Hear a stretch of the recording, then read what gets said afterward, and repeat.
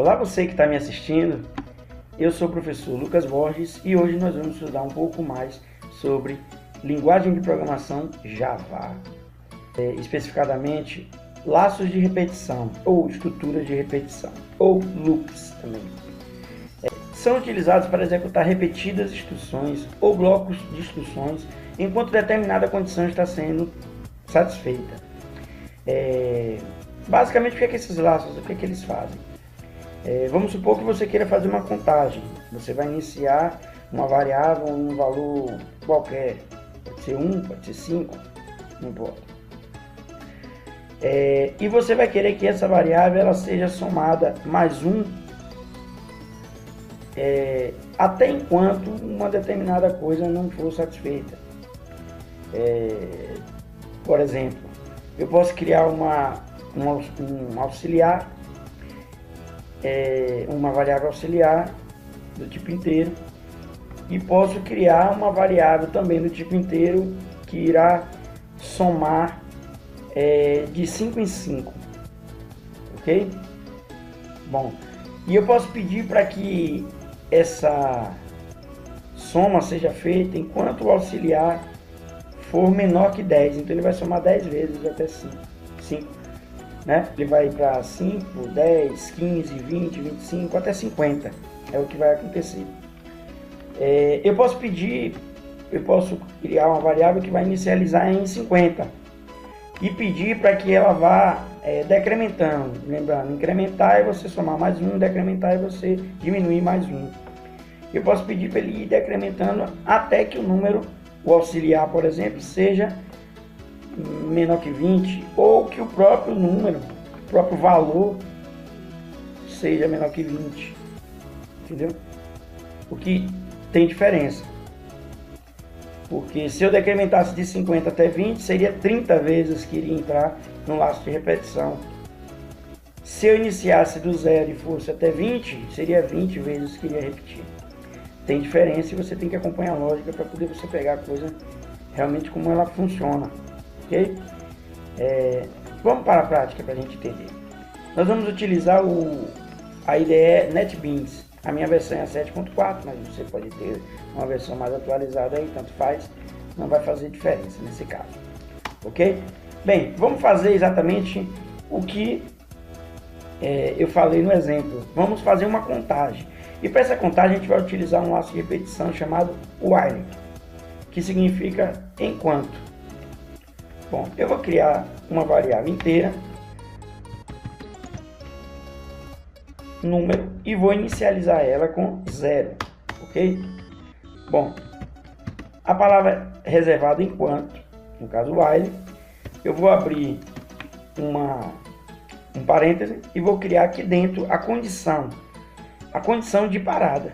E eu vou dizer que enquanto o número for menor que 10, melhor, eu vou colocar enquanto ele for menor igual a 10. Você vai abrir a chave, dar um enter, ele já fechou a chave aqui automaticamente, ok? E aqui eu vou colocar a minha instrução. O que é que eu quero que aconteça? Bom, eu quero que ele mostre um texto, vou botar um system.out.println, eu quero que ele mostre, né, na caixa de saída ali, eu quero que ele apresente o número. E eu vou colocar um textozinho, o valor está em 2 pontos, um espaço, mais a variável número. Ok? Eu quero que ele imprima isso. Isso é a instrução que eu estou dando. Ok? Aí agora eu preciso de uma outra coisa, que é a interação. É o que vai fazer com que algo mude, que algo vá mudando, para que em algum momento exista a condição de parada, porque senão esse laço ele vai se repetir eternamente e vai virar um chamado loop infinito, o que não é interessante para a gente. Agora, não é que o loop infinito nunca é utilizado, é que realmente ele não é interessante agora, ok? Bom, e aí qual vai ser essa interação? Bom, eu vou pegar o número, depois que eu apresentei o valor dele, eu vou pegar esse número e vou incrementar, ok? Então eu estou somando esse valor que era 0 a mais 1, ok? Ele vai começar em 0, ele vai apresentar o 0, vai entrar no laço novamente, ele vai apresentar aqui 1, vai entrar no laço novamente, e aí depois ele vai apresentar aqui 2. Por quê? Porque a iteração está incrementando ele todas as vezes em que ele está saindo do laço e entrando novamente, ok? Bem, depois do laço, eu posso colocar mais um texto aqui, mais um system.out.println dizendo que final da contagem. Eu posso fazer isso, ok? Vamos lá, Shift F6 e vou executar esse meu código. Vamos ver o que vai acontecer.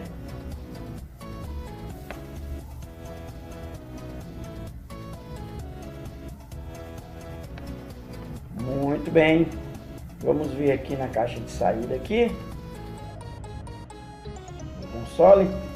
Ele está contando. O valor está em 0, o valor está em 1, o valor está em 2, o valor está em 3, até chegar em 10. Lembra quando eu falei que eu iria colocar aqui menor ou igual a 10? Olha o que aconteceria se eu tirasse o igual e dissesse que ele rodasse o programa enquanto o número fosse menor que 10. Vamos lá executar novamente. Observe que ele contou até 9. Ele contou de 0 a 9. Por quê? Porque eu excluí dele a possibilidade dele contar o 10. É só enquanto ele for menor que 10. Um outro laço de repetição que nós vamos estudar também, esse é o segundo, é o do while, ok? Eu vou abrir uma outra classe. Bom, primeiro eu quero dizer para vocês qual a diferença do while para o while. Só lembrando que todos os laços de repetição eles têm condição suficiente para que você possa resolver um determinado problema, ok? Mas alguns são mais apropriados para uma determinada função. Vamos partir para um conceito. Bem, a estrutura de repetição do while é uma variação da estrutura while. Existe uma diferença sutil, porém importante entre elas. Em um laço while, a condição é testada antes da primeira execução das instruções que compõem seu corpo. E aí vocês podem observar que eu inicializei as variáveis bem antes do laço, ok? Desse modo, se a condição for falsa, na primeira vez em que for avaliada, a instrução desse laço não será executada nenhuma vez. Em um laço do while, por outro lado, a condição somente é avaliada depois que suas instruções são executadas pela primeira vez. Assim, mesmo que a condição deste laço seja falsa, antes de ele iniciar, suas instruções serão executadas pelo menos uma vez. E daí vocês observam, o do while ele é bem importante, ele é legal, por exemplo, se eu quiser criar um programa e que apresente um menu para que o usuário ele escolha uma determinada opção que está dentro desse menu. Vamos fazer o seguinte, vamos criar um menu para a gente ver como é que ficaria mais ou menos o do while na prática. Bem, eu vou criar uma string op de opção que vai receber uma caixa de option pane show input dialog, ok? Digite uma opção ou opção desejada, 2 pontos. Deixa eu fazer a importação aqui. Opa, de option pane, o show está errado. Vamos fazer a importação. Show.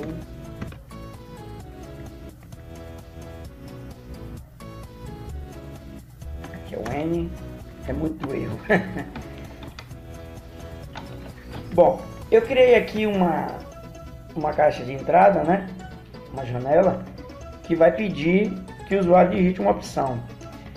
E vou colocar aqui certo? Eu vou colocar aqui um /n para que dê, chame uma linha, ok? Vou dar um enter e aqui eu vou digitar algumas opções. Por exemplo, se ele digitar 1, a opção é cadastrar, ok? Se ele digitar 2, a opção vai ser excluir. Se ele digitar 3, a opção é sair. Os exemplos vão ser assim bem devagar, bem pequenininho mesmo, para poder o vídeo ficar pequeno, ok? Deixa eu só dar aqui mais um /n aqui e mais um /n aqui, ok? Bom, então eu criei aí um menu com 3 opções. Isso vai aparecer lá na tela pra gente, não é? E um string op está recebendo essa instrução. O que é que eu vou fazer? Eu vou colocar esse menu dentro do do while. Eu vou colocar um do, vou abrir a chave aqui, vou fechar a chave depois dele, ok? E vou colocar o while, certo? Qual vai ser a minha condição de parada? Só lembrando, gente, depois desse while aqui não vai ter chave, viu? Depois desse while aqui você vai colocar um ponto e vírgula.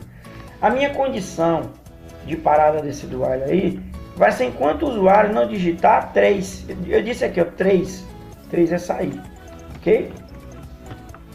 Enquanto op for diferente no caso, aí vamos botar aqui, ó, ponto equals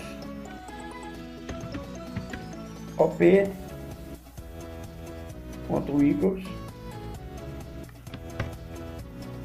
de que? De 3. Quando for diferente.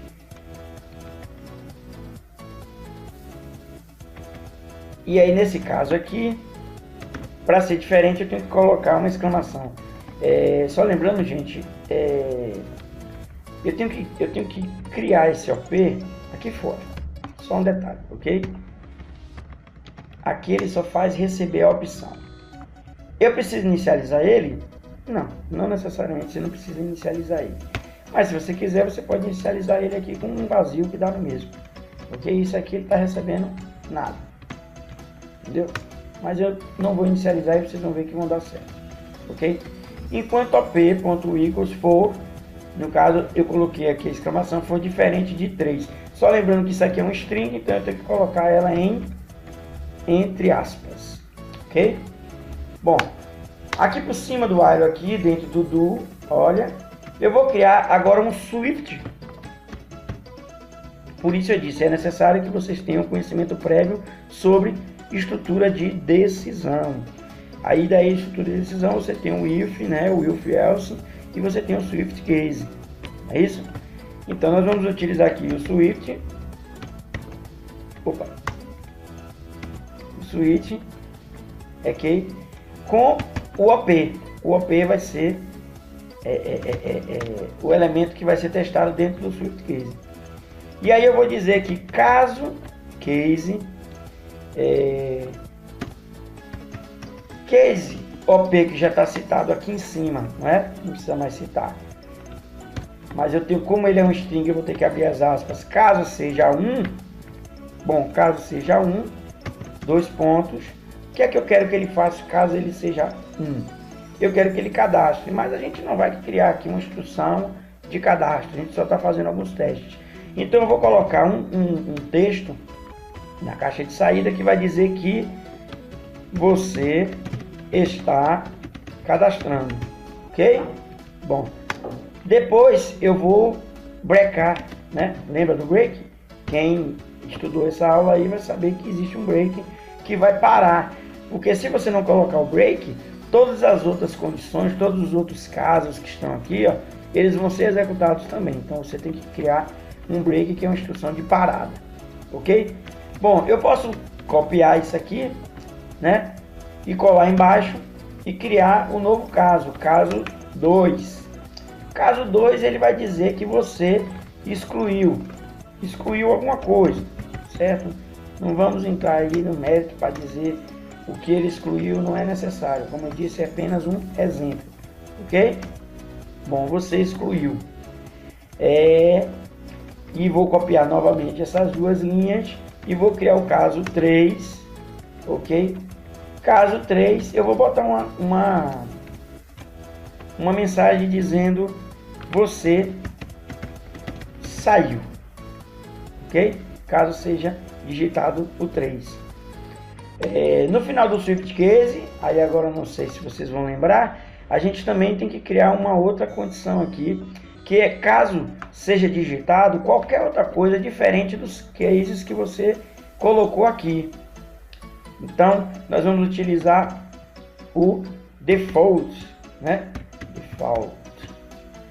Bom, caso seja digitado qualquer outra coisa diferente dos cases aí acima, você pode colocar uma nova caixa de mensagem aí, né? E essa saída vai apresentar o quê? Essa saída vai apresentar uma mensagem de que o texto é inválido, que foi digitado não é válido. Então eu posso colocar aqui opção inválida, né? Posso botar digite novamente. Vou botar a letra maiúscula aqui para ficar bonitinho, ok? Pronto. Então o que é que está acontecendo aqui nesse código, né? Deixa eu aproximar um pouco mais. Bom, eu criei uma string OP de opção. Criei um do while, ele começa aqui e termina cá embaixo, ok? Dentro do while, eu pedi que o usuário digitasse uma opção. E aqui eu estou apresentando para ele quais as opções que são válidas. 1, 2 ou 3, certo? Criei um Swift Case que vai testar esse OP. Ele vai pegar o que foi digitado pelo usuário aqui, né? E vai criar alguns casos. Caso 1, você está cadastrando. Caso 2, você excluiu. Caso 3, você saiu. Certo?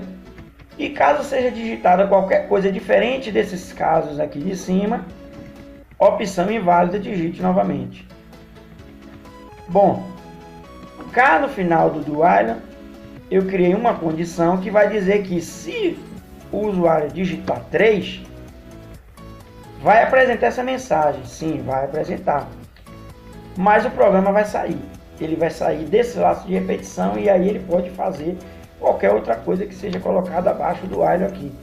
Ok?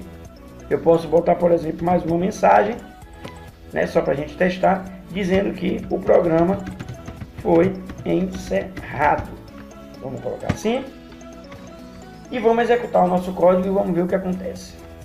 Shift F6. Apareceu o meu menu lá, é uma caixa de entrada. E ele diz, digite uma opção. Bem, eu quero digitar a opção 4. Lembrando para vocês que a opção 4 ela não existe aqui. 4. Apareceu lá embaixo. Opção inválida. Digite novamente. Aí agora eu quero digitar a opção 1. Dá um Enter ou um OK. Você está cadastrando. Opção 2. Você excluiu. Eu só quero dizer uma coisa aqui para vocês, para que vocês prestem atenção, gente. Olha, essas linhas estão aparecendo aqui, as mensagens uma atrás da outra. Entendam que isso está acontecendo justamente por causa do laço de repetição, ok? O que está acontecendo aqui, ele não está limpando, o console aqui. Ó. Por quê? Porque eu não estou executando esse código várias vezes. Eu estou repetindo várias vezes o laço e aí por conta disso ele aparece aqui o menu.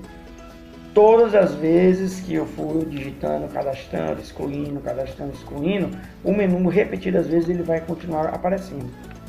Até enquanto for satisfeita aquela condição que eu criei, de que o usuário digitasse 3. Entenderam? Então, quando eu digitar 3, deixa eu pegar ele aqui, ok? Caixa de entrada. Quando eu digitar 3, aí sim, ele vai sair. Aparece lá, você saiu. E aí apareceu aquela mensagem, a última mensagem que a gente colocou lá embaixo, né? Programa foi encerrado. ok? Muito bem, gente, agora vamos para a estrutura de repetição for, e essa é muito utilizada, principalmente quando vocês começarem a estudar array, ela é mais do que necessária. Bem, o laço for é uma estrutura de repetição compacta. Seus elementos de inicialização, condição e iteração são reunidos na forma de um cabeçalho, e o corpo é disposto em seguida. O laço for e o laço while são apenas formas diferentes de uma mesma estrutura básica de repetição. Qualquer laço for pode ser transcrito em termos de um laço while e vice-versa, que é um laço while se a condição de um laço for já é falsa logo na primeira avaliação, que se fizer dela, a instrução contida em seu corpo jamais serão executadas. Então, o while e o for, eles têm essa familiaridade, eles são parecidos, ok? O que você consegue executar com um, você também consegue executar com outro. Apenas questão de um pouco mais de praticidade para um do que para o outro, mas os dois conseguem resolver os mesmos algoritmos, ok? Só lembrando, tanto for quanto while, se a condição não for satisfeita, ele pode nunca executar a instrução, enquanto que o do while ele vai executar a primeira instrução para depois, lá no final, no while, testar, ok? Vamos lá para a prática.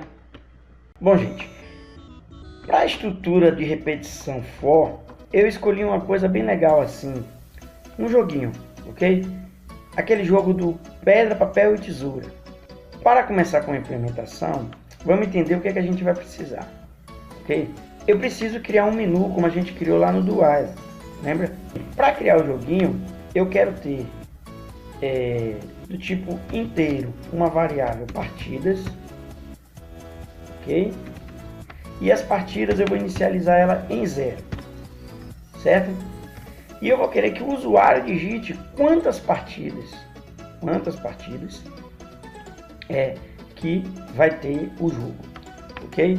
Então eu posso pedir aqui int n part, número de partidas, recebe, tenho que converter porque ele vai receber através de uma caixa, eu vou colocar ele para receber através de uma caixa do JobToPane, ok? Então, integer, letra maiúscula, integer, ponto pass int, aí agora vem o JobToPane, ponto show, input dialog, ok?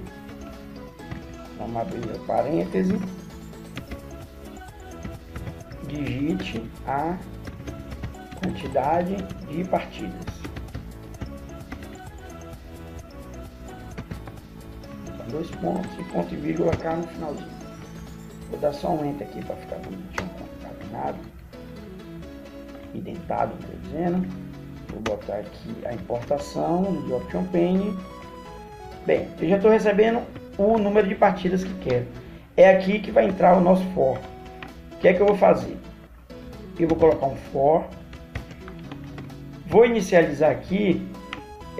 Na verdade, eu inicializei aqui o número de partida em 0. Mas agora eu lembrei que a gente não precisa fazer isso. Eu vou só comentar e deixar ele aqui no cantinho para vocês verem que a gente não vai precisar dele. Eu posso criar ele aqui mesmo, ok? Vou descrever qual é o tipo, int, eu vou colocar como partida, mas você pode colocar um i apenas, ou uma letra qualquer coisa que represente para você, que simbolize que você tenha certeza do que ele está fazendo, ok? Mas eu vou colocar partida, n, vou botar partidas, vai ficar grande, mas eu vou botar partidas mesmo, só para ficar bem claro para vocês, ok? Int partidas, ponto e vírgula, recebe 0, inicializei ela, ponto e vírgula. Bem, aqui agora eu vou dizer qual é a condição, ok? A condição é enquanto partidas for menor igual a n part, que é a quantidade de partidas que o usuário vai digitar aqui no JobToPane, ok? Ponto e vírgula novamente, e aqui agora vem a interação. O que é que eu quero que ele faça? Eu quero que partidas incremente, certo? Toda vez que ele fizer o laço, terminar o laço, quando ele voltar, ele novamente vai incrementar, ok? Aí eu vou abrir as chaves, fechar as chaves e vou colocar a minha instrução aqui dentro. Essa é a sintaxe que você vai utilizar no for. Todas as coisas agora vão acontecer aqui dentro do for, certo? Então o que é que vai acontecer? Enquanto isso aqui for satisfeito, né, enquanto partidas for menor do que o número de partidas, ele vai repetir. O que é que ele vai repetir? Ele vai primeiro pedir que o jogador 1, aí agora nós vamos criar novas variáveis, ok? Bem, eu vou ter a variável, eu não vou digitar o nome, vou colocar apenas jogador 1, jogador 2, então eu vou botar string jg1 e jg2, ok? Recebe, vamos botar entre aspas, jogador 1, recebe, entre aspas, jogador 2, ok? Criei jogador 1, criei jogador 2, pronto, criei jogador 1, criei jogador 2, ok? E eu vou criar também do tipo inteiro pontos 1 e pontos 2, ok? Eu posso inclusive inicializar esses pontos que vão começar em 0, ok? Ponto do jogador 1, ponto do jogador 2. Bem, o que é que ele vai fazer? A primeira coisa que ele vai fazer, ele vai pedir para o jogador 1 e o jogador 2 escolherem uma determinada opção. E a gente viu naquela outra aula que eu preciso criar um menu opção, ok? Mas eu vou cortar esse pedaço aqui para poder ficar mais rapidinho. Vocês criam em casa, certo? E eu vou apresentar o meu aqui assim como um passe de mágica. Olha, gente, e o menu ficou assim, desse jeito. String op1, que é a opção do jogador 1, né? Aí ele vai receber de uma caixa de diálogo aqui, de entrada, ok? Digite opção 1, opção 2, opção 3, papel, tesouro, pedra, ok? E aí é só copiar e colar e criar o string op2, ó, mudar aqui, 2, recebe a mesma coisa, o mesmo menu, ok? Bom, agora nós temos que criar as condições, né? Se eu não me engano são 6 possibilidades. Vamos ver aqui. Bom, e as condições, os laços de decisão, na verdade, a gente utiliza aqui o if, ok? Bom, então, se, eu vou dizer agora, se op1 escolher o que? Escolher 1, né? Se op1 ponto igual, né? A 1, certo? Equals a 1. Aí eu vou colocar aqui um i, né? Opa, aqui é um o, desculpe. Quero um i. I op2 ponto igual.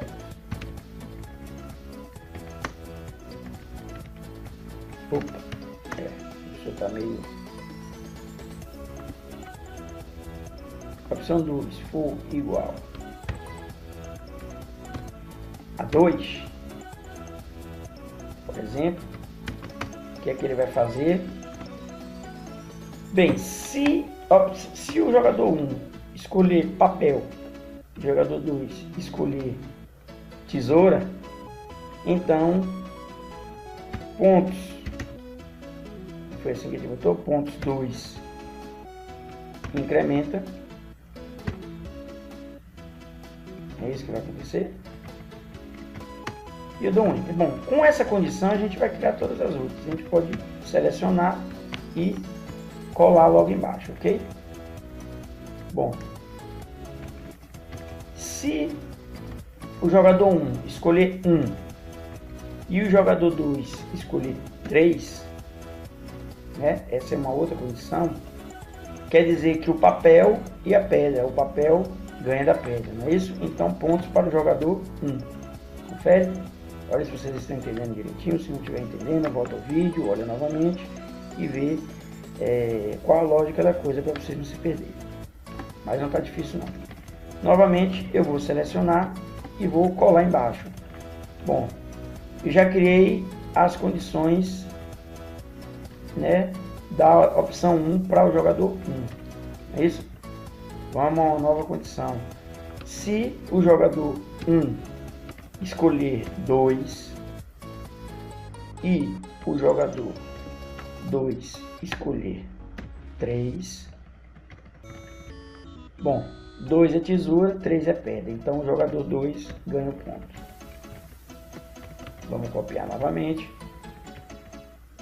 Sim, se o jogador 1 escolher 2 e o jogador 2 for 1, bem, aí agora inverteu a primeira opção que a gente criou lá e o ponto vai para o jogador 1. É isso, já que o jogador 1 está com tesoura e o jogador 2 está com papel.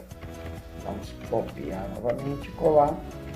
Se o jogador 2 agora, o jogador 1, perdão, escolher 3 e o jogador 2 escolher 1, a pedra perde do papel. Esse ponto vai para o jogador 2. Ok? Vamos copiar novamente, colar. Se o jogador 1 escolher 3 novamente e o jogador 2 escolher 2, aí é ponto para o jogador. Vamos ver aqui, o 3 é pedra, o 2 é tesoura, a pedra ganha, é ponto para o jogador 1. Ok? Então tem 1, 2, 3 possibilidades do jogador 1 ganhar, 1, 2, 3 possibilidades do jogador 2 ganhar. Ok? E aí a gente pode chegar no final do for, né? No caso aqui eu estou no final do for, né? Posso chegar depois dele aqui e colocar aqui mais um teste, né? Mais um if else aqui, uma condição que vai dizer o seguinte: bom, se pontos 1 for maior que pontos 2, eu vou botar aqui um textozinho que vai dizer que o vencedor foi, olha, o vencedor foi, não precisa 2 pontos não, mas a gente criou uma string aqui, jogador 1 é JG, né? JG1, ok? Ó, se não, se pontos 2 for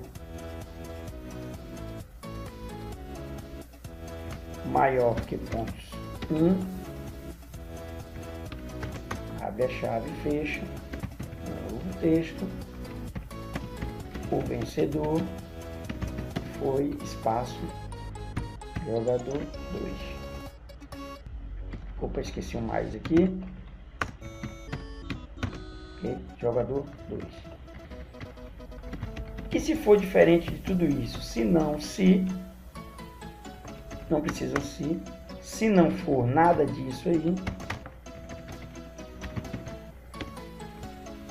vou colocar aqui, houve um empate. Olha, gente, só para poder ficar mais bonitinho, coloca aí um maisinho e as aspas, mais um pontinho, para poder ficar mais bonitinho, mais apresentável. Vamos lá? Vamos testar. Shift F6, digite a quantidade de partidas, 3.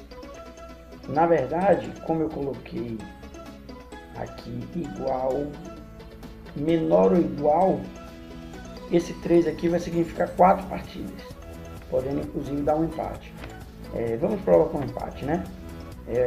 Jogador 1, jogador 2, 1, jogador 2, jogador 2, 2, jogador 3, 3, 2 e 2.